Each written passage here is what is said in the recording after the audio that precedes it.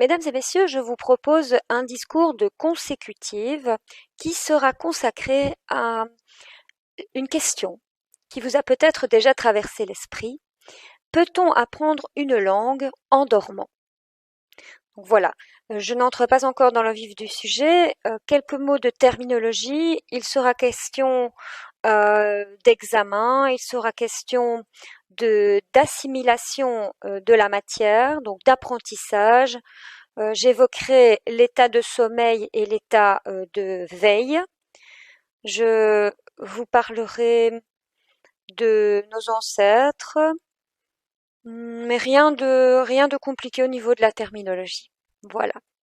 Si vous le voulez bien, nous allons commencer. Mesdames, Messieurs, en cette période particulière, beaucoup d'étudiants se préparent aux examens de septembre.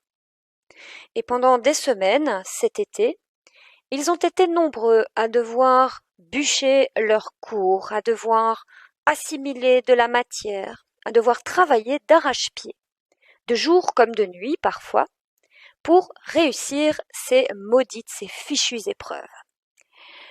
Les étudiants auraient préféré faire autre chose, ils auraient préféré profiter du beau temps, lire un bon bouquin, au soleil par exemple, puis aller dormir. Et pourquoi pas encore faire la grasse matinée le lendemain matin. Ah, comme tout serait plus simple si l'on pouvait apprendre en dormant. Apprendre en dormant, c'est le rêve des petits élèves comme des étudiants de l'université ou encore des interprètes comme vous et moi, des interprètes qui doivent apprendre une nouvelle langue pour compléter leur combinaison linguistique. Mais ce rêve peut-il devenir réalité? Différentes études ont été menées sur le sujet et manifestement, pour l'instant, leurs conclusions ne sont pas univoques, elles sont plutôt mitigées. L'une des études a été menée en 2016. Elle portait sur des sujets allemands qui étaient âgés de 19 à 25 ans. Selon ces travaux scientifiques, lorsque nous dormons, nous ne sommes pas totalement déconnectés. Certaines fonctions continuent à fonctionner, continuent à tourner dans notre cerveau, même si elles le font de manière atténuée. Et c'est le cas de l'ouïe, le sens de l'ouïe. Nos oreilles ne sont donc jamais vraiment au repos. Cela peut être interprété comme le fruit de l'évolution de notre espèce humaine. C'est vrai qu'il y a 3 millions d'années, nos ancêtres, les premiers hommes, avaient tout intérêt à rester à l'affût et à entendre les animaux sauvages approcher. Sinon, ils auraient pu se faire dévorer pendant leur sommeil. Mais de nos jours, on peut dire que la donne a changé. Notre environnement est devenu plus sûr. Malgré tout, nous avons conservé quelque chose de cet état de veille qui caractérisait nos ancêtres. Par exemple, nous nous réveillons encore en sursaut lorsqu'un bruit inhabituel se fait entendre. Notre cerveau profite également du sommeil pour travailler. Le cerveau enregistre les expériences que nous avons vécues pendant la journée et il consolide aussi certains apprentissages qui sont encore très frais et parfois très fragiles.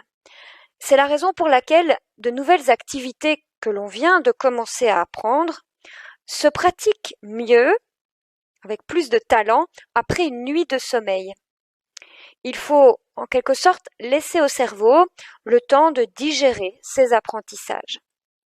Et le ski en est un bon exemple. Les pas de danse également.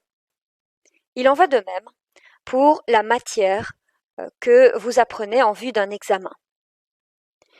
Alors que vous avez peut-être l'impression de ne pas bien la maîtriser le premier jour, eh bien, après une bonne nuit de sommeil réparatrice, il est probable que vous ayez une bonne surprise. Et souvent, on s'aperçoit que la mémoire fonctionne beaucoup mieux qu'on ne le pense.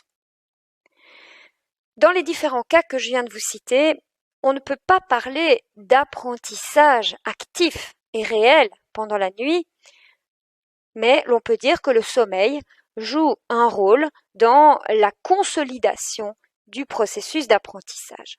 Alors en 2015, une autre étude a été menée sur les odeurs et les bruits pendant le sommeil. Des fumeurs ont été exposés pendant qu'ils dormaient à la fumée de cigarettes et immédiatement après à une odeur très désagréable. Eh bien, les conséquences se sont fait sentir après une nuit seulement. L'on a vu que ensuite les fumeurs consommaient beaucoup moins de cigarettes. L'effet durait pendant plusieurs jours. Pour conclure, eh bien, je dirais que l'on peut, certes, apprendre, ou en tout cas consolider des apprentissages pendant le sommeil, mais que cela ne suffit certainement pas pour apprendre une nouvelle langue. Le travail, c'est la santé, et cela reste la clé de la réussite. Et pour ma part, c'est tout ce que je vous souhaite, la réussite. Merci de votre attention.